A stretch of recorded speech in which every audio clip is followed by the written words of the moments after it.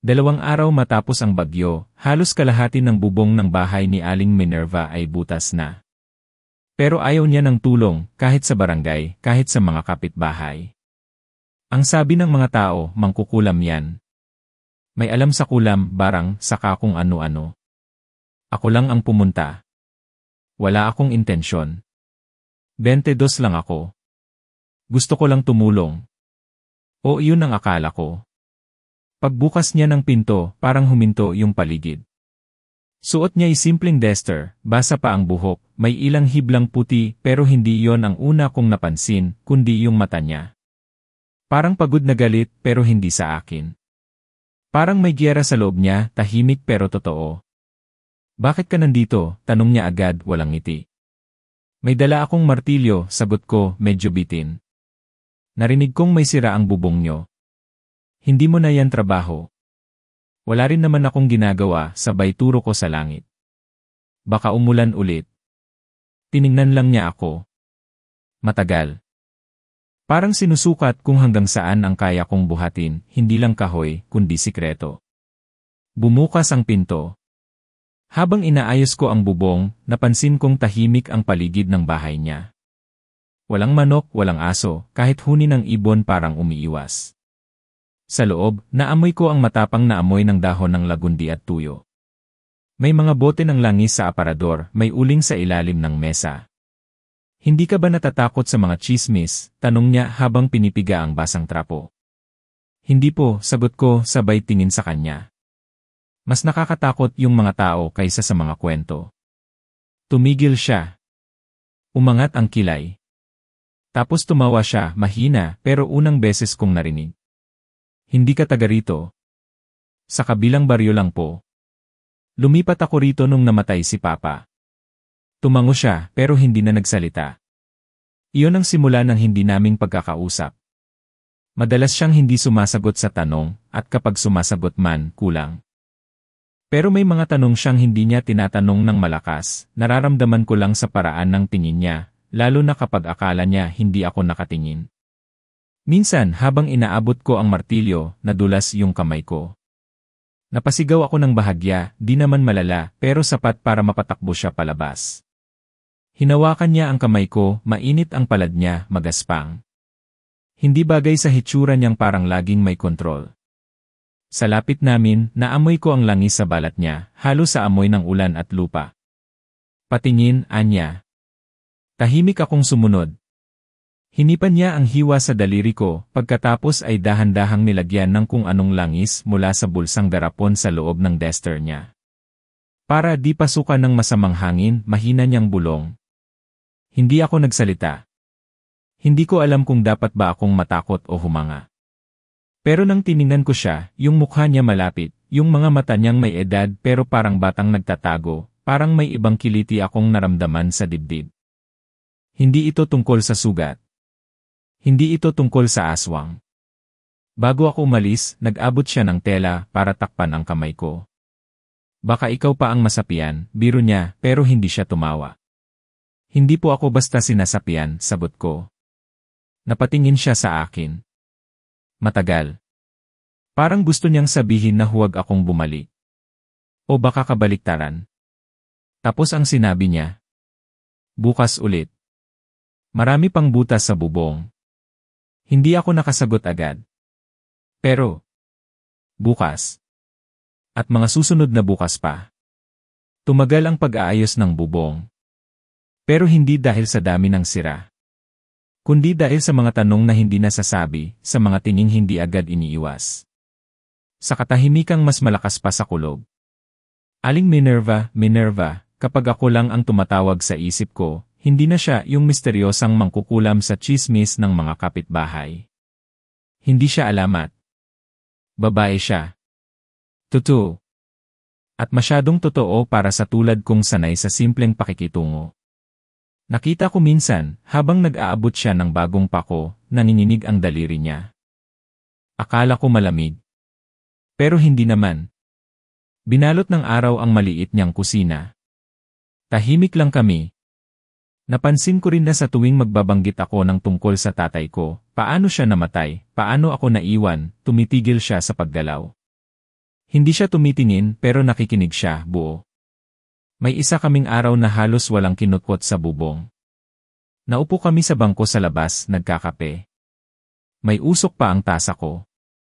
Sa kanya, malamig na ang kape pero di niya iniinom. Dati akong guro, bigla niyang sabi. Hindi ko alam kung bakit niya sinabi iyon. Wala namang tanong. Pero parang gusto lang niyang ipaalam. Na may ibang kwento bago ang lahat ng ito. Bago siya naging tahimik. Bago siya naging iwas. Bakit niyo tinigil, tanong ko. May tinapos akong mas mahirap kaysa klase. Hindi ko na pinilit. Pero ilang araw kong iniisip kung ano yung tinapos niya. May araw na maulan. Malamig.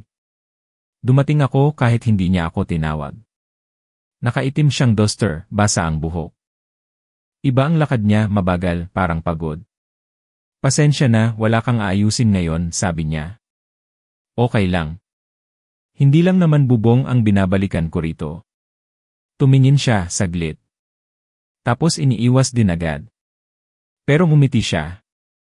Kaunti lang. Parang nadulas ang mukha niya. May nawala, sabi niya pagkatapos ng ilang katahimikan. Yung alaga kong pusa. Hindi ko na nakita mula nung bagyo. Tahimik ulit. Tumingin siya sa labas, sa mga halaman. Siya lang kasama ko rito dati, dagdag niya. Wala na akong asawa. Wala ring anak. Hindi niya sinabi bilang paanyaya. Parang aksidente lang, isang katotohanan na napilitang lumabas. Pero ako yung hindi na nakahinga ng maayos pagkatapos noon. Kasi doon ko lang na-realize kung gaano siya mag-isa.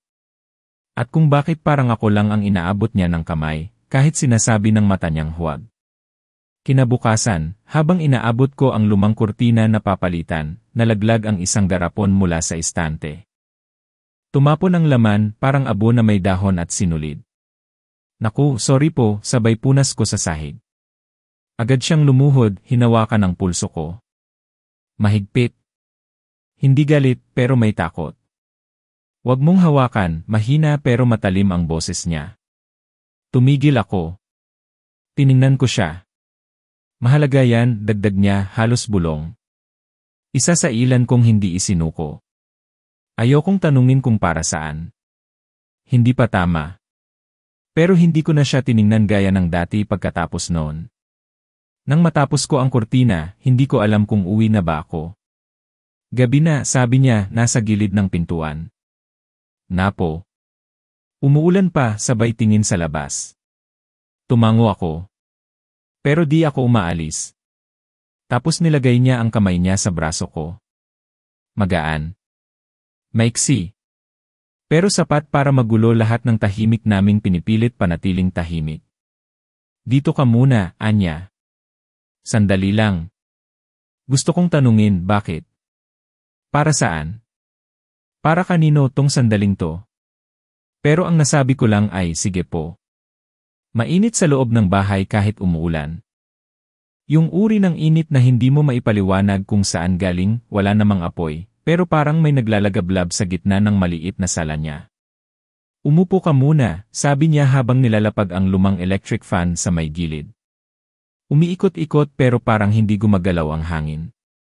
Dala niya ang basang tuwalya. Pinunasan niya ang balikat ko, marahang, para bang nasanay na siyang gawin ito dati. Hindi ko alam kung bakit hindi ako umalis. Kung bakit hindi ko kayang magsabi ng imaam, uwi na po ako. Siguro dahil sa paraan ng pagkakatitig niya habang pinipiga ang tuwalya sa palad niya. O yung katahimikan na pareho naming hindi ginulo. Pasensya ka na. Minsan nakakalimot akong may bisita ako, sabi niya halos pabulong. Hindi po ako bisita, sagot ko agad. Nagkatinginan kami. Mali yata ang tono ko. O baka totoo lang talaga. Tumingin siya sa mesa, huminga ng malalim. Totoo ba na hindi ka natatakot sa akin? Tanong niya. Hindi ko alam kung gusto niya ng totoo o ligtas na sagot. Pero ang sabi ko lang ay mas natatakot po ako kapag hindi kita nakikita. Tumawa siya. Sandali lang. Hindi masaya pero totoo. Yung tawa ng taong hindi inaasahan ang sagot mo at hindi sigurado kung natutuwa siya o nahuhulog na rin. Tapos biglang tok-tok-tok. Isang mabilis, magaspang nakatok sa pinto. Nagkatinginan kami. Tumigil ang hangin. Sino iyon? Tumayo siya, maingat ang bawat hakbang. Binuksan niya ng bahagya ang pinto. Isang matandang babae. Basa. May daladalang basket ng dahon. Ang boses niya mahina pero may gigil. Minerva. Kailangan ka namin. May bata sa kabila. Lagnat, nangingisay. Hindi siya tumingin sa akin. Hindi rin ako gumalaw. Pero naramdaman ko parang may dalawang mundo siyang pinipili sa mga oras na yon. Binalingan niya yung matanda. Hintayin mo ako. Saglit lang. Isinara niya ang pinto. Tumalikod siya sa akin. Sorry, kailangan kong umalis. Tumango ako pero hindi ako nakatingin sa kanya, nakatitig lang ako sa sahig. Ayokong umalis. Hindi ko rin alam kung bakit. Nilapitan niya ako. Inabot ang tuwalya, inilagay sa balikat ko. Huwag kang magtagal sa ulan pauwi, anya. Pero hindi ako gumalaw. Tiningnan ko siya. Bakit niyo ako pinapapasok sa bahay niyo kung ayaw niyo namang manatili ako? Tahimik. Matagal. Kumapit siya sa likod ng silya, parang biglang nanghina. Dahil sa'yo, hindi ko na alam kung alin ang kulam at alin ang totoo, sabi niya, mababa, durog, parang mailaman na hindi niya pa rin kayang buuin. Pagkalabas niya, naiwan akong mag-isa. Nakaupo pa rin. Umiikot pa rin ang electric fan pero parang wala pa ring hangin. Nakatitig lang ako sa kortinang nilagay ko ilang araw na ang nakalipas. May basang marka doon, galing sa tagas sa bubong. Di ko napansin noon may tagas pa pala. Tumayo ako. Gusto kong umalis. Gusto kong sabihin sa sarili kong wala to, wala dapat to, pero hindi ako makagalaw. At nang dumampi ang hintuturo ko sa garapon na dati niyang ipinagbawal sa akin, saka ko lang naisip, hindi ko na lang siya gusto. Kailangan ko na siya. Nagbalik siya ng basang-basa. 9:00 na. Walang kuryente. May bahagyang lamig sa hangin, pero ang balat ko, nanlalagkit sa kaba. Hindi ko pa rin umaalis. Akala ko mapapaalis niya ako. Pero pagpasok niya, hindi siya nagulat. Hindi rin nagalit. Para bang inasahan niya. Binuksan niya ang lumang kahon sa ilalim ng lamesa. Kumuha ng kandila. Sinindihan. Kumain ka na? Tanong niya habang pinipiga ang buhok sa tuwalya. Hindi po. Walang tugon. Kumalabog ang ulan sa bubong. 1, 2 saka naging tuloy-tuloy na tila di natitigil.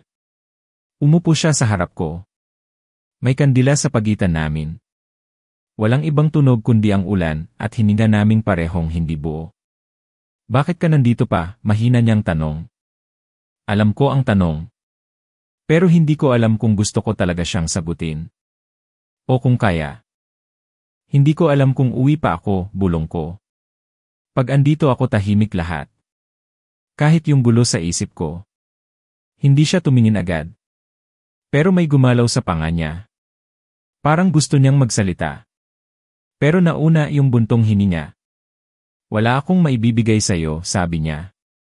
Matigas, pero tinatakpan lang ang basag. Hindi ako nanghihingi, sagot ko. Gusto ko lang kahit yung totoo. Napatitig siya sa akin, ngayon diretsyo. Walang takas. At yung lamig ng tingin niya may halong pagod. At gutom. Hindi gutom sa pagkain. Iba. Gusto mo talaga, Anya? Tumango ako. Pinili kong mapag-isa dahil lahat ng pinili ko dati sinisi ko rin pagkatapos, sabi niya. Hindi galit, hindi malungkot, parang nagsasabi lang ng salitang may kasamang apoy sa loob. Lalapit ka, tapos pag napagod ka, alis ka rin. Hindi ko alam kung yun ba ang akala niya sa akin o panakot niya sa sarili. Hindi mo ako kilala, dagdag niya. Pero nakikita kita. Tumigil siya. Matagal. Parang may pader sa pagitan naming sinubukan niyang ibalik. Sana hindi mo ako nakita, Anya. Sana hindi ikaw. Tahimik. Wala kaming galaw. Yung kandila gumagalaw-galaw ang apoy. Parang sinasayawan kami ng bagay na wala kaming kontrol. Gusto kitang halikan, nasabi ko. Hindi ko alam kung bakit. Hindi ko rin alam kung paano. Pero hindi ko siya nilapitan. Hinintay ko. Ang ginawa niya. Tumayo. Akala ko alis. Pero hindi. Lumapit siya. At tumigil sa harapan ko. Hindi siya nagsalita. Hindi rin ako gumalaw. Pero ang mga mata niya, punong-puno ng bagay na wala sa mga dasal, hindi siya kumilos pagkatapos ng sinabi niya. Kung halikan mo ako ngayon siguraduhin mong hindi mo ako iiwan. At hindi ko siya hinalikan. Hindi dahil ayoko, kundi dahil parang may humawak sa dibdib ko, mahigpit, malamig. Parang may hindi pa sinasabi. Minerva, nabitin ang pangalan sa bibig ko. Tila hindi bagay itawag sa kanya sa ganoong lapit. Tila masyadong personal. Pero hindi ko na kayang tawagin siyang imaam. Hindi na kami naroon. May dapat ba akong malaman? Tanong ko, mababa ang boses. Hindi ko alam kung anong hinihintay kong marinig. Napatingin siya sa bintana. Sa kamahina niyang sabi, hindi ikaw ang unang tumulong sakin. Hindi ko agad naintindihan. Pero hindi ko kailangang tanungin. Ibinigay niya ang sagot kahit hindi ko pa hiniling. May isa pa noon. 20 taon na ang nakalipas. Mas matanda sa'yo. Guro ko rin siya noon sa eskwelahan at ako naman, kagaya mo, bata pa, walang alam sa kung anong totoo o bawal. Hindi ko alam kung anong mas nakakabingi, ang ulan sa labas o ang tibok ng puso ko. Umalis siya. Nangako siyang babalik. Hindi na siya bumalik. Tumigil siya. Tumingin sa sahig. Para bang pinapalayas ang alaala. Tinawanan ako ng mga tao. Tinawag akong kabit. Sinisi ako. Ako raw ang nangkulam sa kanya. Hanggang sa tinanggap ko na lang. Mangkukulam ako. Dahil ang totoo. Ako ang naiwan. Parang may sumipa sa dibdib ko. Hindi dahil sa selos. Hindi dahil sa galit. Kundi dahil nakita ko sa wakas kung bakit siya laging maingat. Hindi ako siya, mahina kong sabi. At hindi kita iiwan. Ngunit bago pa niya masagot, Yay! Yay! Yay! Isang malakas na katok. Basag sa gabi. Hindi tulad ng kanina ito may galit. May lakas. Nagkatinginan kami. Tumayo siya, mabilis. Parang binabalik lahat ng pader na pinabayaan niyang matibag sa harapan ko. Huwag kang lalabas, bulong niya halos utos. Tinignan niya ang pinto. Pagbukas niya, isang lalaking nasa edad 50 ang tumambad. Basang-basa. Mapula ang mata. Minerva, sabi nito, tinig na nanginginig. May nakita akong lalaki dito sa bahay mo. Wala akong kailangan ipaliwanag, Silvio, mariin niyang sagot. Matagal na tayong tapos. Silvio. Ang pangalan ay parang bomba sa gitna ng sala. Ako ang lumabas. Hindi ko kayang magtago. Hindi ako ganun. Paglabas ko, nagtama ang mga mata namin ng lalaki. Nagulat siya, hindi siguro inakalang bata ako o masyadong nandito pa rin. Ah, ikaw pala ang bago, sabi niya. Hindi sarcastic. Walang halakhak. Pero puno ng panunuya. CJ. Subukan mong manatili. Hindi ko siya sinagot.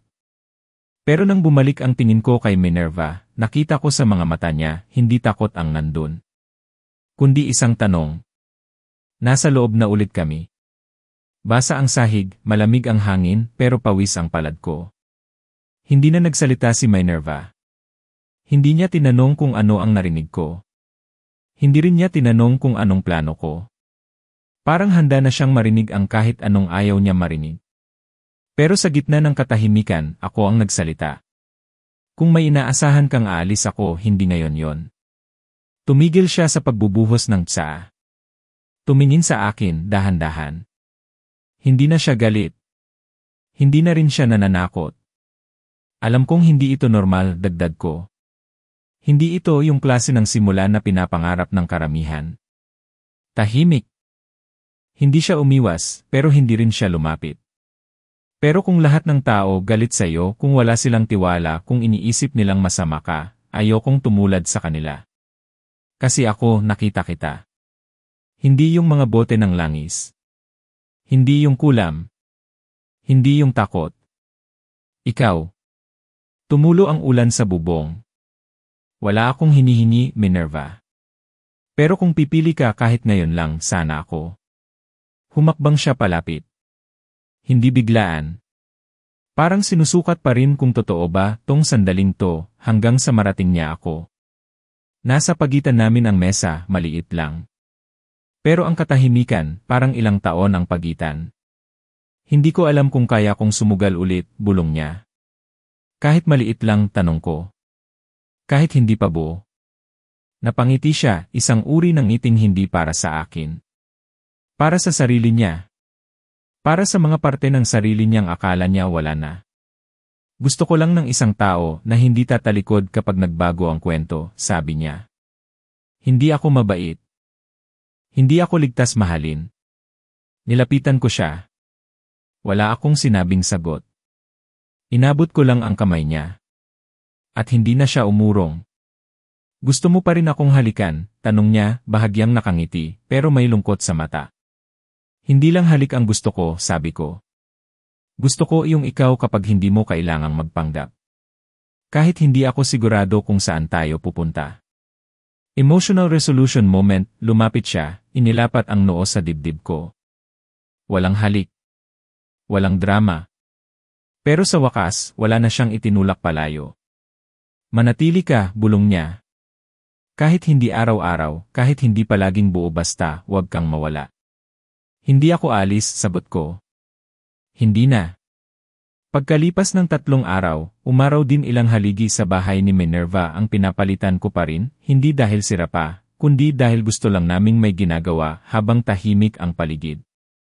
Minsan, sabay kaming upo sa harapan ng bahay, walang sinasabi. Pero magkadikit ang siko. Minsan, siya na ang unang kukuha ng kamay ko.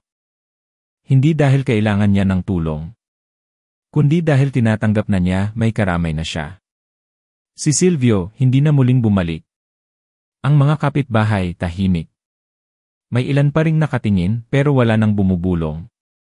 Siguro kasi nakita nilang hindi ako agad umalis. At siguro, sa wakas, nakita rin nilang tao si Minerva, hindi alamat, hindi kwento. Ang garapon na ayaw niyang galawin ko. Nakatabi pa rin. Pero ngayong alam ko na kung para saan, pangako raw yon na hindi na siya magpapaloko sa pangalawa. Ngayon, tinanong ko siya, buburahin mo na ba yan?